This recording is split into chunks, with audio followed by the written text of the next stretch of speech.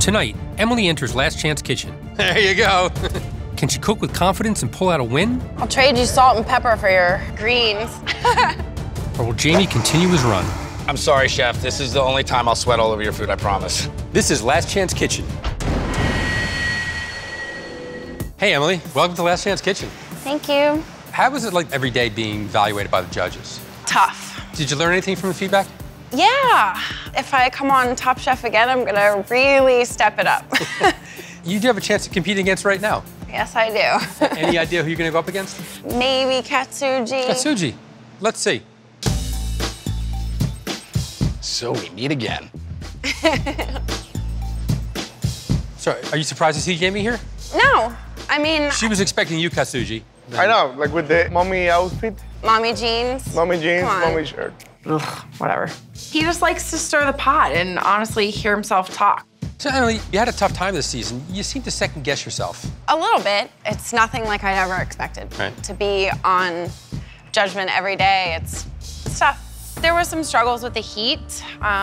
It wasn't the most fabulous dish to do on a 90-degree day, but I liked my dish. There was a little bit of sugar missing from your dessert. Emily, if you're gonna make dessert, make it sweet. Just make a decision and make it sweet. As a chef, thinking on your feet is about confidence, and no experience teaches you that more than Top Chef. So this challenge will test just that. You're gonna have 45 seconds to shop in the pantry. Ooh. And you can only choose what you can carry. And Jamie, you cannot use that apron. Choose well and be decisive. You can do this. Such an amazing pep talk before I go in there, I don't know. After time is up, you'll have 20 minutes to create a dish using the ingredients that you chose. You have 45 seconds to shop in the pantry, and your time starts now. Come on, guys. 45 seconds is not a lot of time to shop, and it appears Jamie and I are running for very similar items. Get all the butter. Get Sweep salt! the leg, Jamie. I do hear in the background, don't forget salt. Ole, 12 seconds, 12 seconds. 9, 8, Grab something. Ooh, I need salt and pepper. 4, 3, 2, 1. No. Jamie, no, put it back, put it back. Oh, I got it before. Put it back. Time goes a lot faster when you're in the kitchen than in real life. Son of a bitch. I got all the ingredients I wanted and totally forgot salt and oil. Chefs, it looks like you have your hands full. Do you have everything you need? Hopefully. Oh, the pantry's closing now. Your time starts now.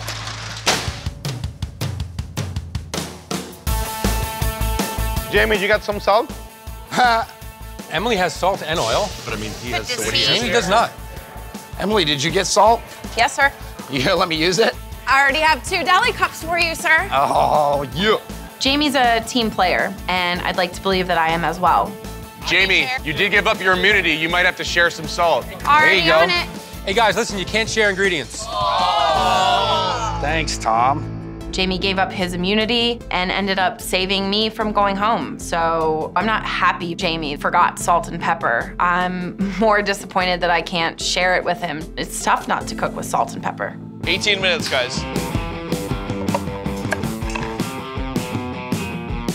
Emily, you got these, you know? He has no salt.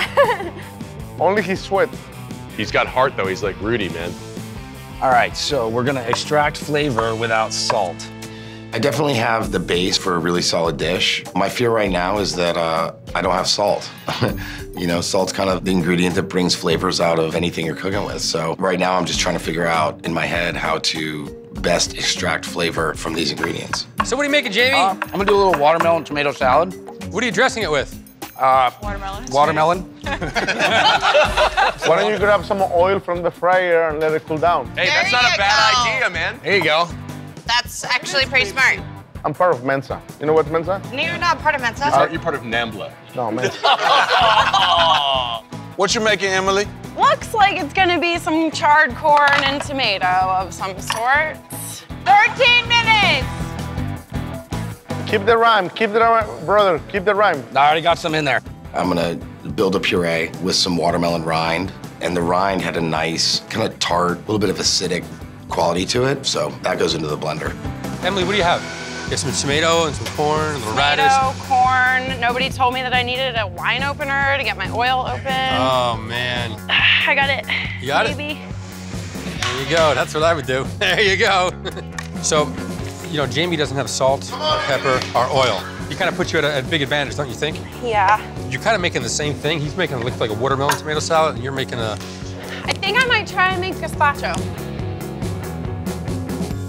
This idea is coming off the top of my head. Tomatoes are delicious right now, and I'm thinking that gazpacho could be a good route. So, Jamie, yeah. What'd you do? You forgot oil and you forgot salt? I did. That 45 seconds goes by quick, you know what I mean? Sure does. But I'm hoping that this rind's got a little bit of acidity into it, so I'm Okay. hoping that that'll, you know, bring a little bit of acid to it. 10 minutes, guys. In my country, we sweat a lot on the food, and it makes it salty. I am about to start sweating all over it, so. Chef, if I sweat over my plate, will you still eat it? I may have to. I would not like to eat that at all. Dab some tomatoes on your forehead.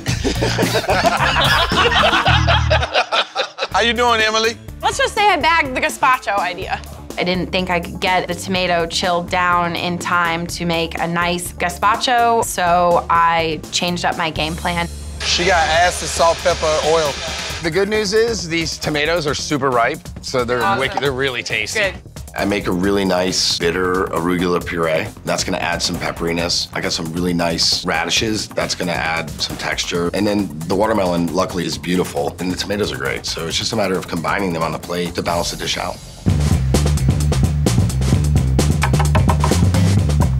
It smells Swan, good. yeah. Like I can smell the watermelon fresh. and the It's arugula. vibrant. Yeah. It's gonna go down to like seasoning. What are you making, Jamie? It's a little cilantro and watermelon puree.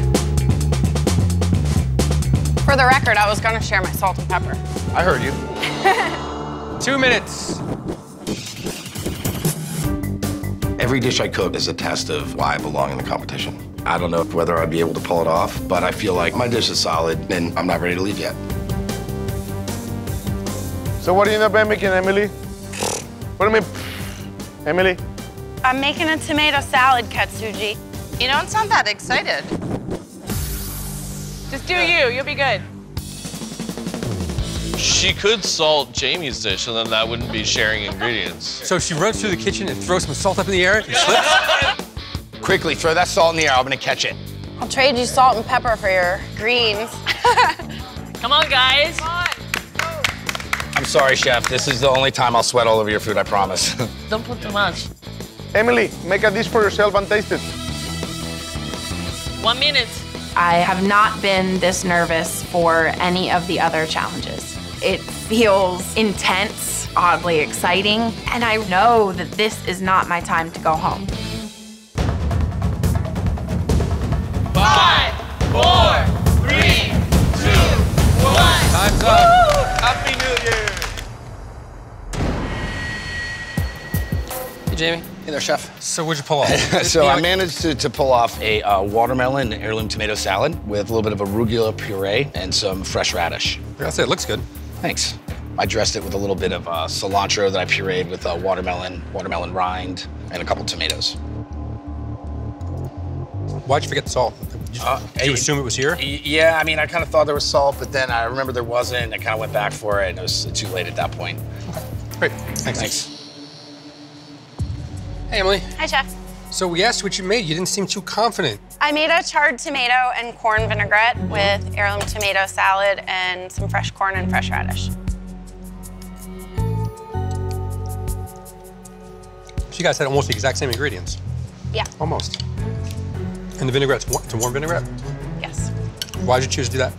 I was gonna make gazpacho, and then I realized I probably wasn't gonna get it cold in time, so I went for a little warm and chilled tomato and a little bit of warm vinaigrette. Thanks.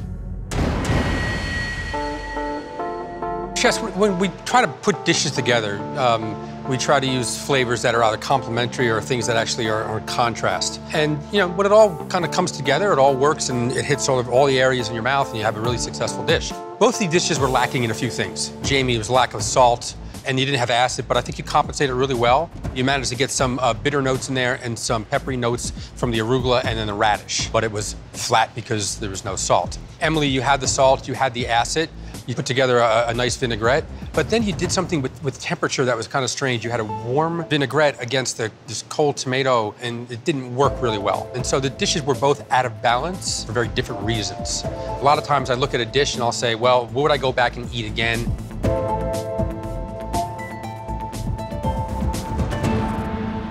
Jamie's.